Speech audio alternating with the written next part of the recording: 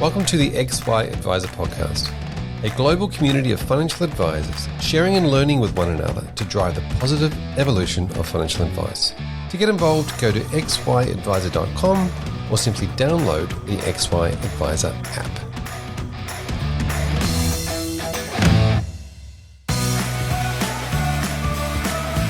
Hub24 is on a mission to empower advisors to deliver better financial futures for their clients. They are dedicated to customer service excellence and delivering innovative product solutions that create value for advisors and their clients. These are just some of the reasons why advisors rate them number one for overall satisfaction and why their managed portfolio solution has been rated best in market 5 years running. Hub24 believes nothing happens in isolation. So they're working together with advisors, licensees, and industry leaders to leverage their data and technology expertise to help solve key challenges in the delivery of financial advice, so more Australians can access cost-effective advice.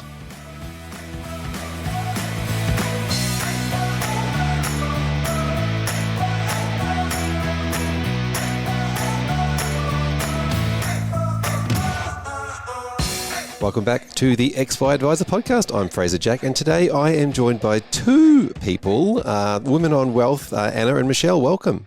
Thank you. Thank you, Fraser. Fantastic. Thank you for being here. We're recording this actually live in person because we live in Queensland. Aren't we lucky? Now, tell us about, Michelle, I might get you to start. Tell us about your business. Okay, so we started our business back in 2016. Actually, the company was registered about a year before that, but it took us, I was waiting on someone to finish their long service leave period. which we'll get into. Yeah, we certainly will. The business was started in 2016. We have an office in Mudrobah. We're a boutique practice and self-licensed. Wonderful. And how many staff? So we've got 3 permanent staff, and then we have 1 casual staff, and then the 2 advisors. Wonderful. Now, we might go back in time. We'll start with you, Anna. Tell us about your story. How did you fall into financial planning? I arrived in Australia on the Gold Coast when I was 23 years old. I was pregnant with twins at the time, and I saw the skyline, all the high skyscrapers, and I'd just finished my degree, a commerce degree, where I'd majored in marketing, and I had finance as a sub-major. Anyway, I saw the skyline and I thought, woohoo, here I am. These are all office buildings. My career will take off. And then I found out they were all hotels. There was no marketing at all on the Gold Coast. And after a few job interviews, I just happened to be employed by a company that dealt in financial advice or whatever that looked like at the time. And that's how I started in it. Wonderful. So you got caught up in the bright lights, then found yourself a job in what sort of, was it banking or was it finance? Or? No, it was a financial services company. I only stayed there for 9 months. They were, I suppose, the typical kind of company that all these reforms have come about to shut down. Right. But you really got thrown into the deep end in terms of your learning curve. So I learned a lot, very quickly decided this is not the company I want to work for. So I left and became an assistant and paraplanner to a lifey.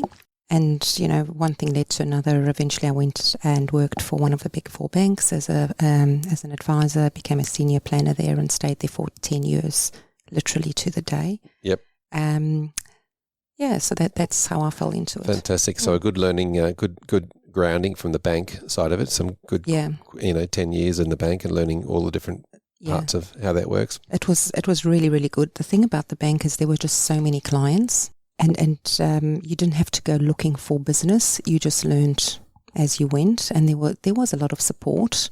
You just needed to learn how to find it because that wasn't a given. But you made a lot of really good friends, a lot of good contacts, the other financial planners. It was a really tight-knit group where you had each other's back. It was really, really good. Yeah, fantastic. And that's obviously where you two met. Well, we'll get to that part of the story shortly. Michelle, tell us about your story. So I came to Australia at the ripe old age of 19 with my family from Scotland.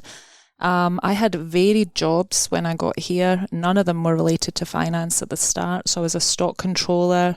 I used to sell space in an advertising directory. I ended up in the motor industry where we did aftermarket sales. So I quickly sort of learned from there that I wanted to get into finance because some of the guys that were in there, were doing the car loans, and of course it was the money that called me, Fraser, at that time. And they were the ones that were earning the money in the dealerships at that time. So that's how I fell into finance, and I was really good with people. So that was something that I sort of found early on. People used to think maybe my accent would be a detractor, but I always found in a sales sort of environment that it worked well for me, and people just wanted to talk to me, so that was nice. And then from being in car finance, I ended up being a mortgage broker. Went into home lending. That was back in 2005. By 2011, I'd gone through the GFC and all the lovely things that brought to the lending industry. Ended up at St George Bank. Went in there originally as a lender, became a branch manager, but did want to get into financial planning. They seemed to have the much more glamorous life at St George. They sort of came in and out of the branches and they weren't in the trenches so much. So I thought, well, that glamour's for me. Little did I know that was in 2014, when all the reforms had just been passed. So I think I got in just after all the glamour had left the industry. Yeah, fair enough. Fair enough. So you were in the bank as well, and that's how you guys met? Absolutely. Tell us about that story. Well, I was working at Westpac Bank. I'd been there for close to 10 years, and I kept on thinking, it's time to go. It's time to go. I want to do this on my own. You can only work for a bank for so long, I think, and then it's time to go. Anyway. So was that in your mind? Was that go and set up a practice of your own? Yep. Or find maybe employment elsewhere, and I was tossing and turning, but I really thought, no, become self-employed. You've done this for a long time. You know what you're doing. You enjoy the job. You love, the people, the stories. It's really what I want to do. There was no question that I wanted to stay a financial planner. And my closest friend at the time was working at St. George. She was a lender there. And she told me there's a financial planner that I've met at St. George. She's sort of same age, also has kids, looking to start her own business. You two really, really need to meet. And this went on for a few months. And then we did happen to meet because the St. George and Westpac were one company, and they put all the financial planners into some kind of office building together. So that's where we met. We found out when we met that our children were in the same class and had been for years. We'd never met through the school. We were working too hard, Anna, that's why. This is what we actually, when everyone had gone home and the two of us were still there every evening, punching away at the keyboards, we kind of went, why are we doing this not for ourselves? So I think we met in March, and I resigned from Westpac. I think it was the 1st of August or 30. So very quickly, within a few months of meeting, we'd literally put our, that sort of trust in each other was always there, which was lovely. And we just went. One of those connections at first sight sort of things, was it? When you first got to meet each other? Tell me about that. How long was it before you actually decided, Michelle, that you wanted to start a business together? Well, it was a bit of a whirlwind romance, I must say. Anna's my work wife, of course. So when we met, we just had that immediate connection. We were both the same age, both married to a Stuart, which was funny. Our children being in the same school, and our older children being in the same class. So it just seemed like all the stars were aligning. As Anna said, we were, I remember one night we were there at 10 p.m. thinking, at the commercial centre there at Broadbeach, and thinking, what are we doing? We really need to move from here.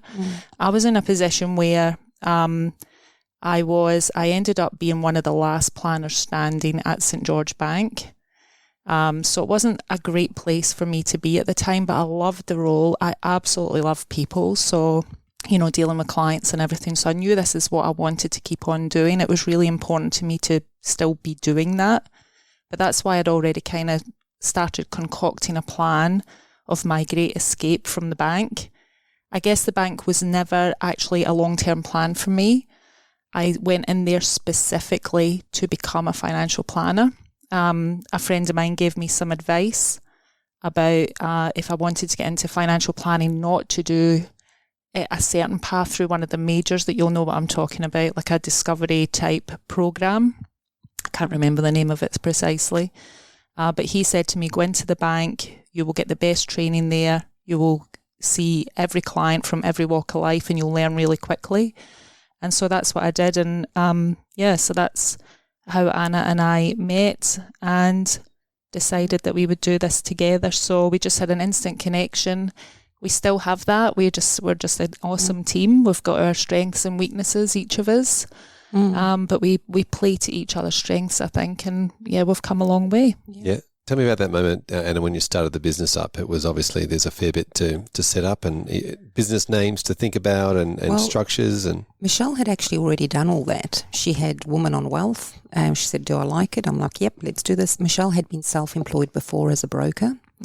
I hadn't. I'd never been self-employed. So she was a little bit further down the road in terms of, ABNs and companies and all sorts of things. And I just jumped on board and off we went.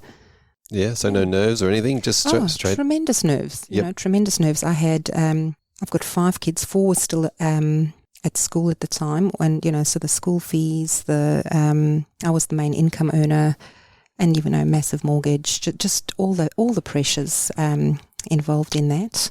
But yet I just knew it was the right thing to do. I'd wanted to do it for a while, and it was just, you read all the books, and you go, yeah, you need to be courageous, and you go, well, yes, now's the time. You don't just read it, you do it. The moment of truth, the time to be courageous. Yep. So pretty much we waited until my 10-year anniversary at Westpac was done. I took a screenshot of my long service leave coming through because I thought, well, that's a few months, of cash flow that I don't have to worry about.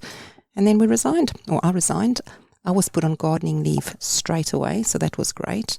Michelle was the only planner in St. George between, I think, Sydney and Cairns, so they didn't put her on gardening leave. She had to work the full month. I painted our new office in the meantime, so that was, so we just tag teamed. Fantastic. And Michelle, tell me about the name, where that come from, and obviously it was a strategic move. Yes, it was, because what I found in my time, not just doing the financial planning, but in the mortgage side of things before, was that women lacked a lot of confidence when it came to financial matters. And when I was at the bank, I actually found that a lot of female clients gravitated to me and told me how much they valued me being a woman, and that it was lovely dealing with me. Because I was sort of one of the last men standing at St. George, I did inherit a lot of clients. And, some of my clients made comment that they might have had an experience before where people would just talk at them and use a whiteboard and make it all complicated, and they found it really very simple when I was explaining things to them. I could do it concisely and clearly in a way that they understood. And so I guess that's where it came from, was I thought, I want to help women. I want to be known as, if people look up my business name, I want them to immediately know that we are women, that we help women. We don't just help women, of course, as you'll find out, but I just wanted to be approachable. And, as I went through, I was actually doing my Master of Financial Planning at that point, because I'd started that as soon as I became a planner. And, the statistics are pretty grim when they talk about the number of female financial planners and even the literacy of women, financial literacy. That's where that came from. So that was something that I had in my mind when I was going to do that anyway. And then when I didn't really want to do it on my own. I wanted to do it with someone. And when Anna agreed that told me that she was wanting to go out in business herself as well, I sort of ran the idea past her, which was fantastic that she also agreed and really was quite excited about the whole concept of it. Yeah, it's an incredible initiative and story that goes with it. Tell us about your team that you've created over that time. Yeah, so we are all women. And actually our newest staff member is a sheepadoodle, and she's also a girl, so she comes into the office every now and then. So we are all female. We did actually have a male paraplanner at one point, but in the office we're all female. it's not that we wouldn't employ any men. Can I just put that there? And no, we're that's definitely not men haters at all. I'm very happily married and absolutely love my husband. Heaps of great males in my life. It's just the way it's happened, I guess. Also, when we have advertised for staff, we mainly get women applying. As you can imagine, not that many men probably want to work at Women on Wealth. So that might be a bit of it as well. But yeah, we've got a great team. We're all very down to earth. We love a chat. We're very supportive, so it's everyone mucks in. We're a very small business still at the moment. So we, Anna and I probably wear too many hats at the moment, but it's just about supporting one another. We're all mums, so all of us are mums in there of either children or pets. So we've all got responsibilities. We understand all those things. So yeah, that makes it a good working environment. Yeah, and flexible. We all need to be flexible because we've got our other loves of our lives, which are not the business. So just making sure that we can work with one another and support one another to get things done, but have a good work-life balance as well. Yeah, amazing. Now, Anna, tell us about that growth from the practice of just being the two of you to where you are now. Yeah, so when we started, we didn't have a single client. We literally opened the doors without a client, and it was build it and they will come, and they did. We had a number of clients contact us from the banks, which did not go down well with the banks, so we had to actually turn them away, even if they contacted us. But lots of referrals. My referrals probably came a lot from the contacts I'd made in the banks. A lot of those people had left to start their own businesses, and to this day, I get referrals from them. Clients then refer. At one stage, we bought a book of clients from an advisor who was exiting the industry, so that certainly helped. But we've never advertised.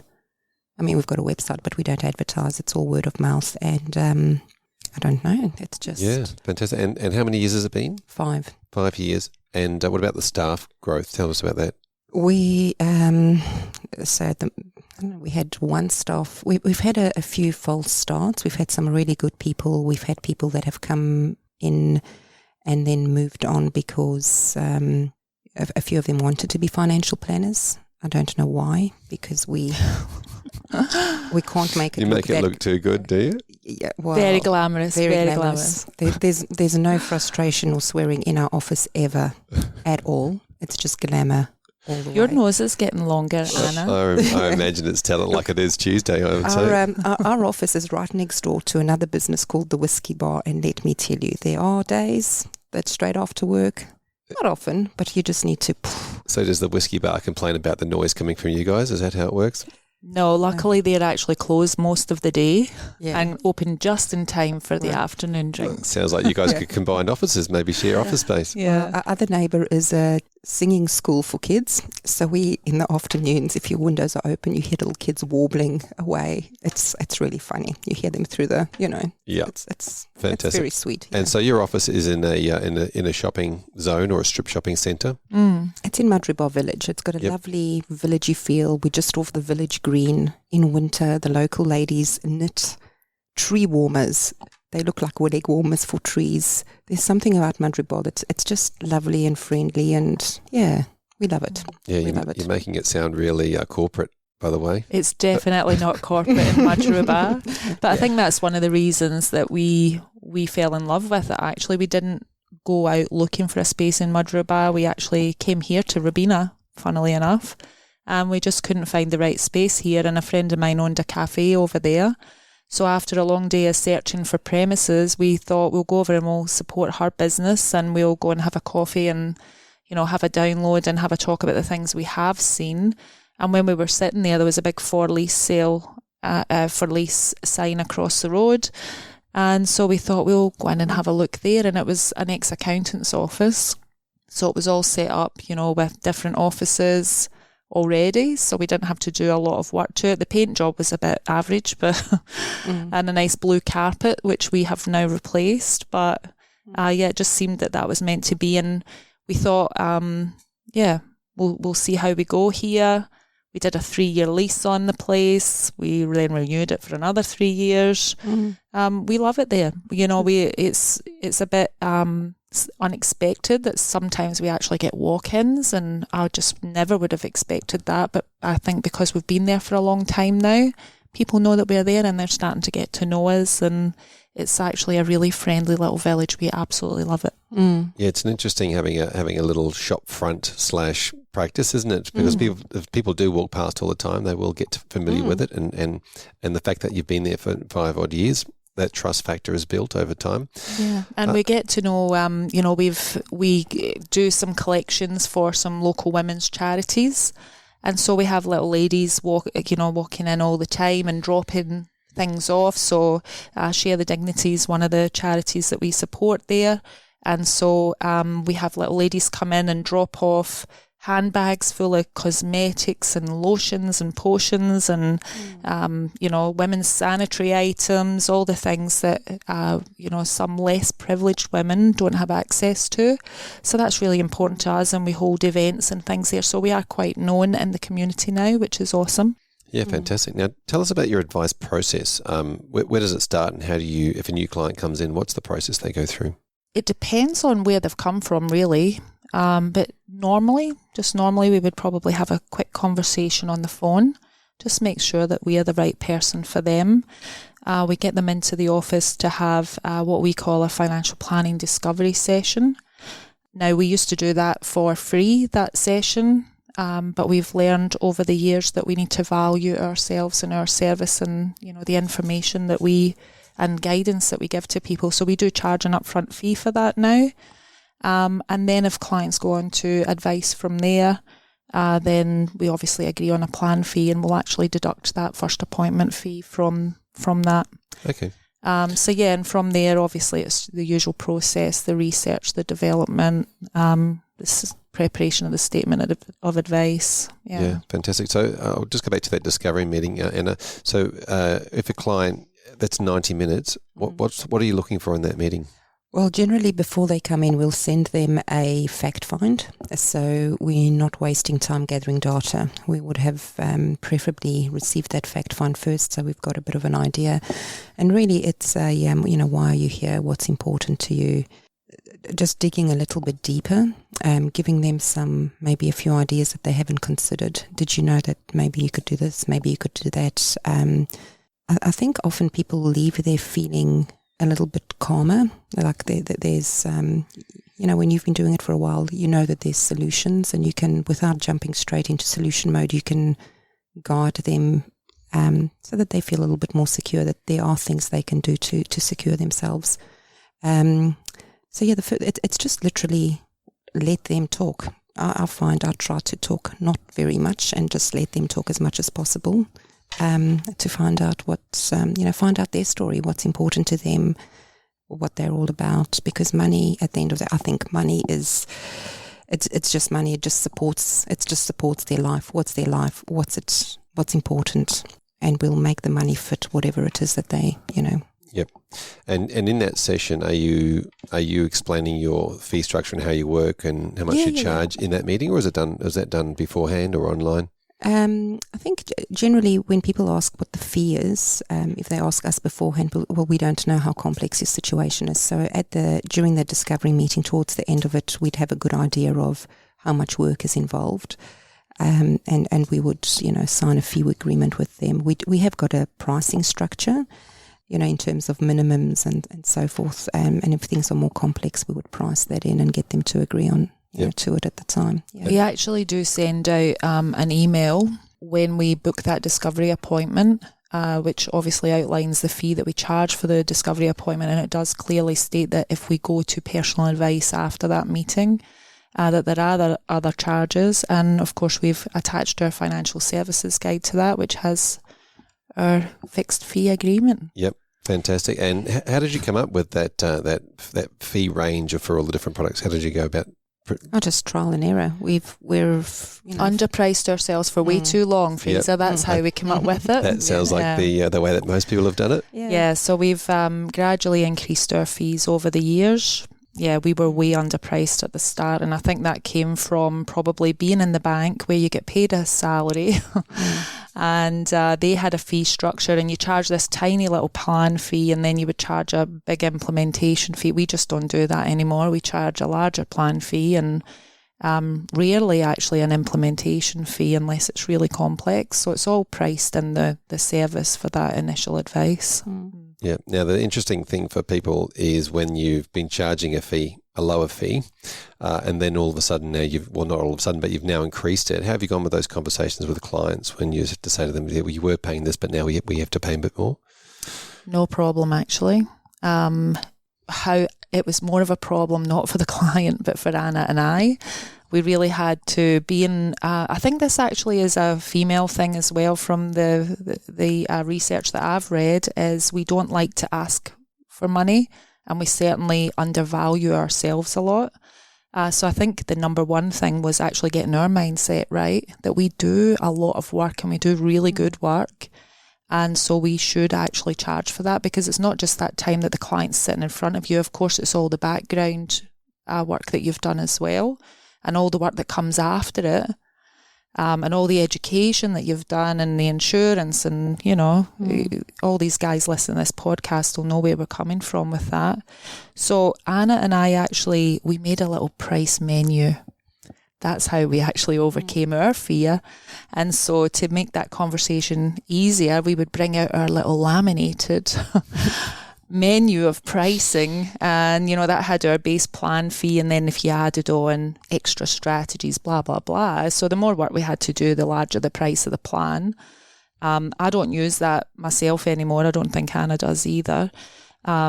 We now just are confident to do it, but that was how we got over that. And it was so funny because clients would just look at it and say, oh, yep, no, that's fine. And so that was how we overcame the price barrier. It was more in our heads than the clients' heads. It's a really good tip, isn't it? The little comfort blanket to have that there to say, here are the fees, and it doesn't have to physically come out of your mouth immediately. Did it also help, Anna, that the fact that you could talk about this between each other? It wasn't just you and the client trying to work this out? 100%. I think having a business partner to run ideas past, and we're very different in lots of respects. We see things differently.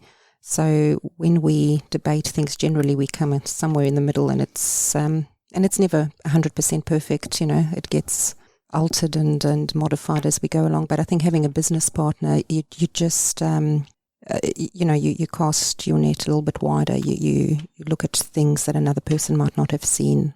Yeah.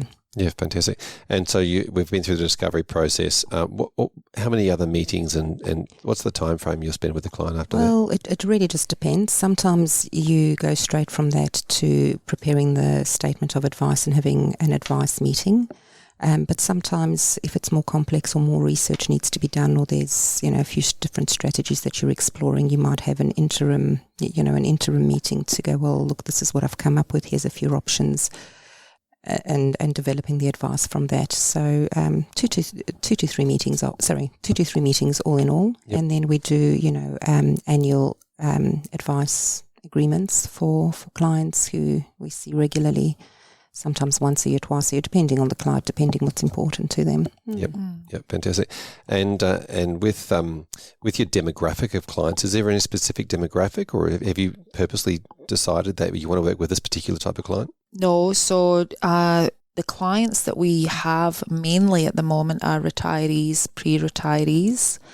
That's not our target market as such. That was because of the book of business that we bought, and then the clients that we had originally were mainly retirees and pre-retirees.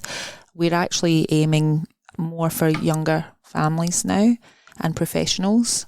So that's the market we're trying to attract now. But, really phrase it, at the end of the day, we actually love everyone. I think that's the thing. And we've got such a varied, and to me, it keeps it interesting for me as well if I'm not doing exactly the same thing every day. And I know some people wouldn't agree with that, and, they think that you should specialise in one area. I don't find that at all. I love the variety of dealing with people from all walks of life. So no client's a turn away client automatically to me because they don't tick the right boxes. Yeah, I find when I'm talking to people that sometimes businesses are set up based on who might be the most profitable type of client in that particular marketplace. We're working with retirees because but there's a lot of them and we can make money off them. But then people tend to go towards their own values or their own demographic, or people like yourselves. Well, I think Anna and I did say women of our age with families, with commitments, with careers, they're people who relate really well to us, obviously, because we're all in the same boat. And we are sort of getting to that age where you're starting to think about retirement and, it's not so far away. So we are actually our ideal far away client. Enough, Michelle, come on. Oh, come on, Anna. Come on. I live in the real world, Anna. Well, it depends what age you want to retire, Anna. If you want to work till you're 70, that's okay. But and also it wouldn't hurt for clients that enjoy drinking whiskey to be clients as well. Now, tell me about your licensing. You're currently self-licensed? Yes, we were, when we left the banks and started, we were licensed through one of the big, charter really. And there were a lot of frustrations with being licensed through someone else because they do just the level of red tape, and it's none of it makes sense, or a lot of it doesn't make sense. It's actually unintended consequences and all the rest of it. And I had a bit of a turning point. Michelle was actually the one that said we need to be self-licensed. Michelle's far more more adventurous than me business-wise. I'm a little bit more conservative and it takes me a while. But I had a client call me wanting to have to get some advice, and my licensee pretty much told me, walk away from it, you're not allowed to provide it. And it was just a young lady I had advised her on some insurance. A couple of years later she phoned, she was pregnant, she just was on maternity leave, she'd lost her job while she was on maternity leave, she was downsized and she wanted to know what to do with her income protection. There is a feature in income protection products, which was, the premium holiday, while she was trying to work it out. And my licensee told me that because her circumstances had changed, for me to tell her that there was this feature, I needed to do a statement of advice, a full statement of advice, because her circumstances had changed. She was now unemployed and she had a child. And obviously I said, well, am I allowed to charge for that? And they said, well, yes, you are.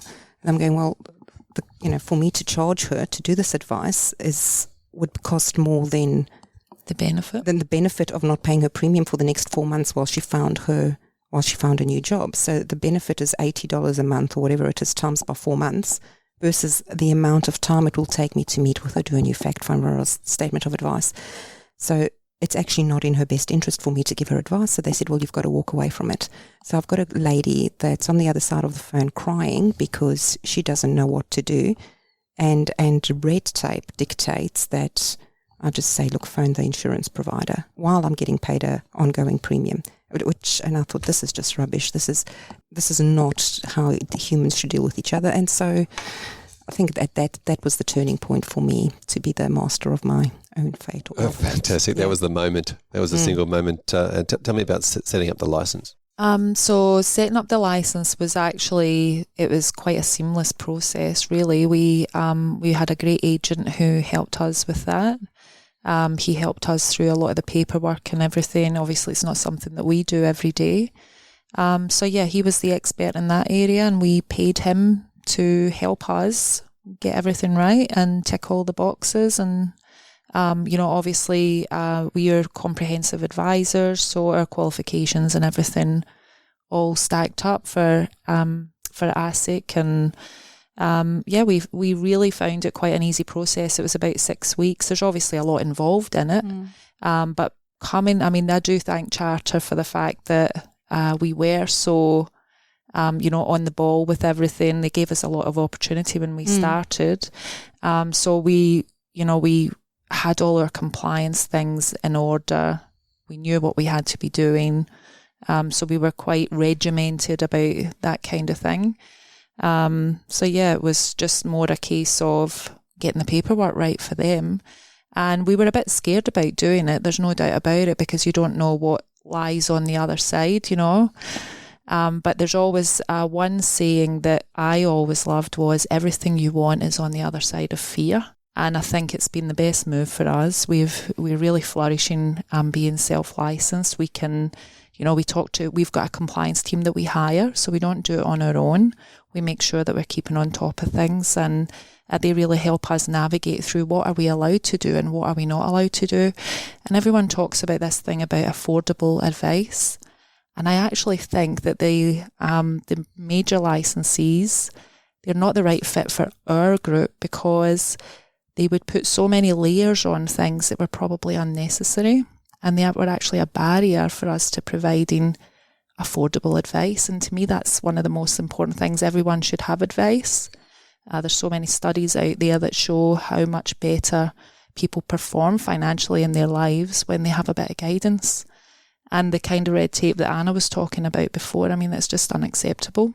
The being self-licensed is, without a doubt, the best move that we've made.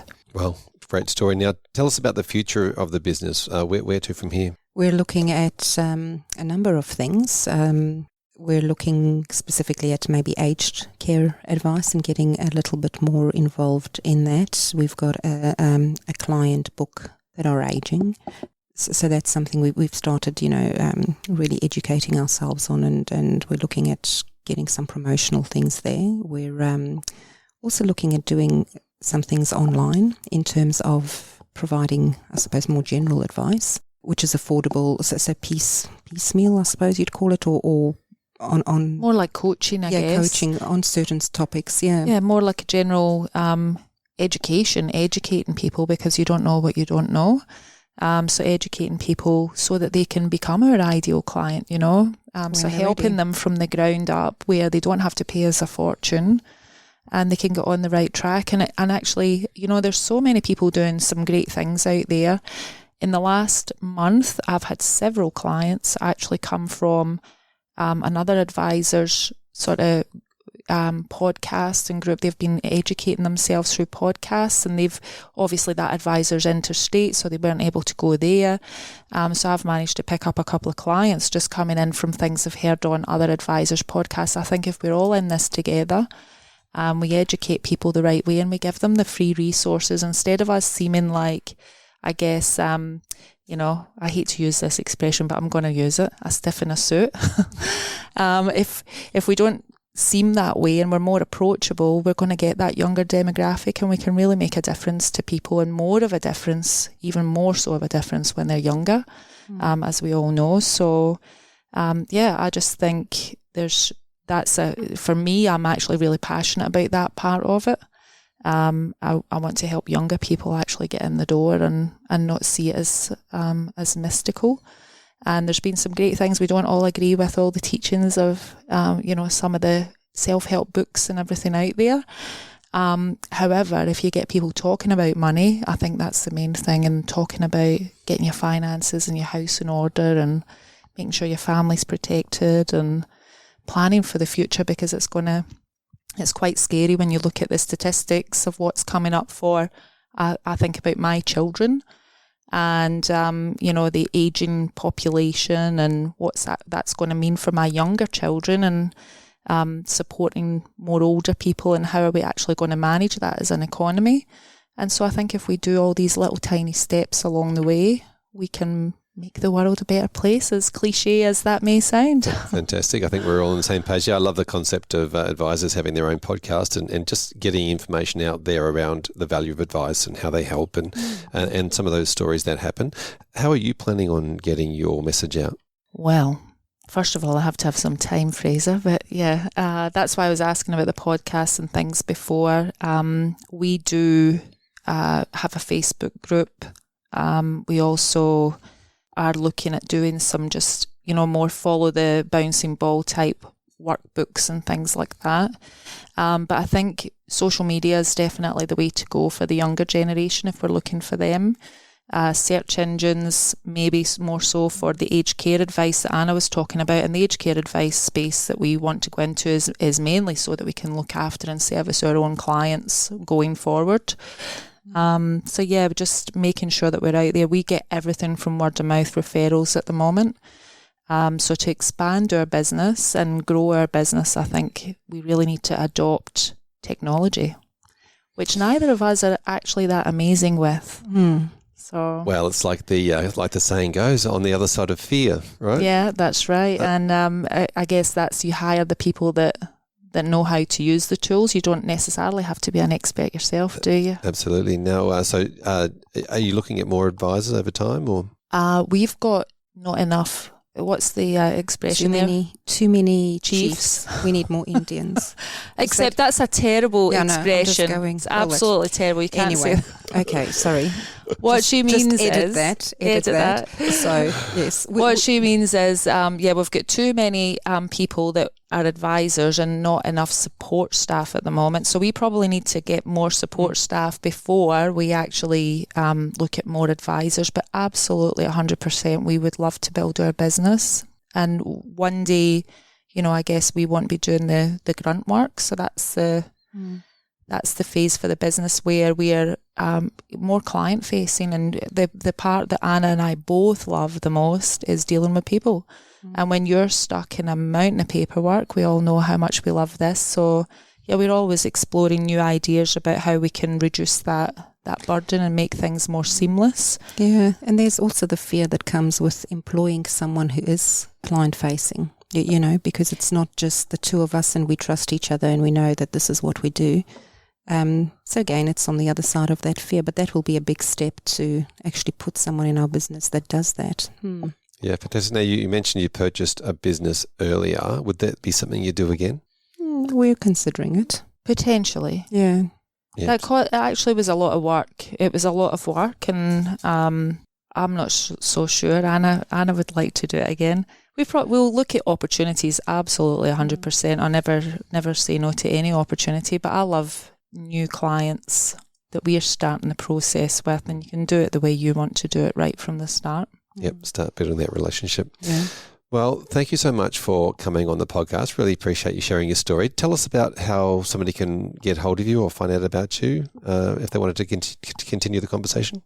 Well, we have our website, www.wowealth.com.au. We've got a Facebook page. Anyone's welcome to give us a call or contact us and reach out anytime. We love a chat. Fantastic. Yes. Over whiskey. If you want to head to Madarafo Whiskey, we know where to find you. Women on Whiskey, not Women on Wealth. There you go. We've just renamed the business. Yeah. Thank you so much. Thank you, Fraser.